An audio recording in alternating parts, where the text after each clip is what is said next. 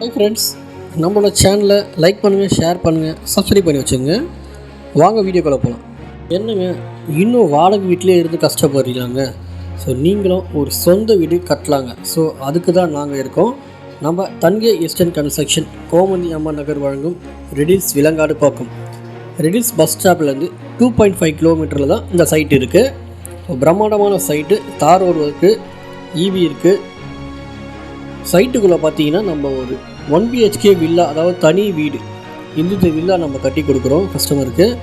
இது பார்த்தீங்கன்னா சைட்டுக்குள்ளே ஒரு 25 lakhs, அதாவது லோ பட்ஜெட்டுங்க, வெறும் 25 lakhஸில் ஒரு 1 BHK வில்லா.